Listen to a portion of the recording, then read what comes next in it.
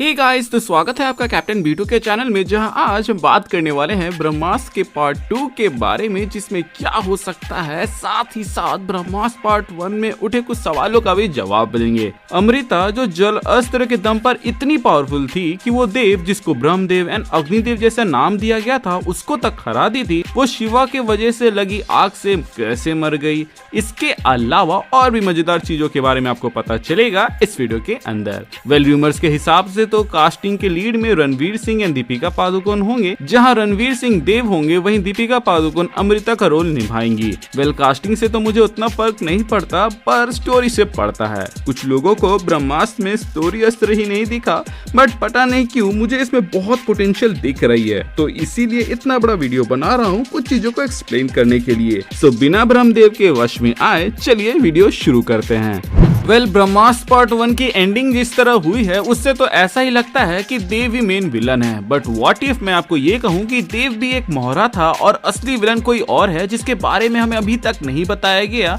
और उससे रिलेटेड सिर्फ एक छोटी सी झलक देखने को मिली।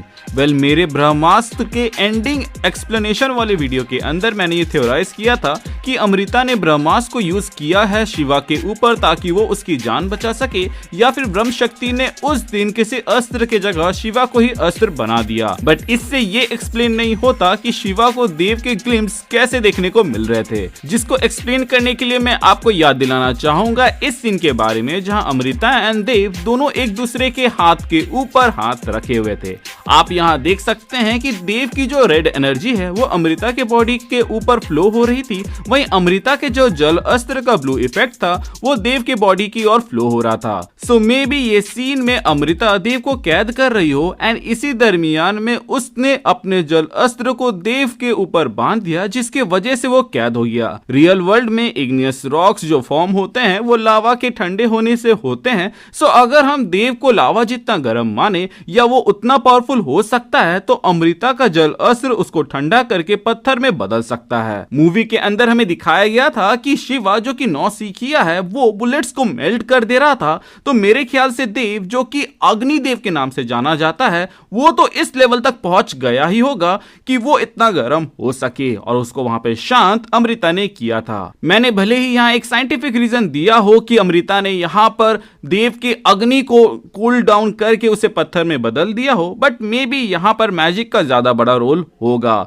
वैसे भी मैजिक वही है जिसका एक्सप्लेनेशन साइंस के पास नहीं होता। अमृता ने जल अस्त्र को देव के हाथ में बांध दिया था और उसी से उसको कैद कर दिया था, इसीलिए आप देव के हाथ में अमृता का जल अस्त्र बंधा हुआ देख सकते हैं मूवी के एंड में। इसीलिए जब बाबू शिवा गलती से आग लगा देता है तो जो अमृता देव जैसे पावरफुल कैरेक्टर को हरा दी थी वो खुद को जलने से नहीं बचा पाती, क्योंकि ब्रह्मांशियों को अस्त्र की जरूरत पड़ती है अपने पावर को यूज करने के लिए, एंड अमृता ने तो अपना जल अस्त्र देव को कैद करने में लगा दिया था, कैद किया था। अब जब हम ये थ्योराइज कर रहे हैं कि ये जो ब्लू इफेक्ट देव के ऊपर हुआ था वो जल अस्त्र के वजह से हुआ था जो कि अमृता की तरफ से आ रहा था, तो अमृता के ऊपर भी तो अग्नि अस्त्र या फिर कहें अग्निदेव के पावर का कुछ तो इंपैक्ट पड़ा होगा, जिसके रिजल्ट में मेरे ख्याल से लगता है कि शिवा हुआ। शायद तक शिवा अस्त्र इसीलिए बना क्योंकि वहां पर उसने अग्निदेव यानी कि देव से हो रहे अटैक को एब्जॉर्ब कर लिया था, या फिर कुछ उसी का साइड इफेक्ट होगा। आप में से कुछ लोग बोल सकते हैं कि अमृता एंड देव दो ब्रह्मांशी थे इसलिए उसका जो बच्चा हुआ वो अस्त्र हुआ, तो बॉस आपको सही में ऐसा लगता है कि इतने सालों में दो ब्रह्मांशियों ने साथ मिलकर गुलू गुलू नहीं किया होगा? द पॉइंट इज कोई इंसान यूं ही अस्त्र नहीं बन सकता, उसके पीछे कोई स्ट्रॉन्ग कारण देना होगा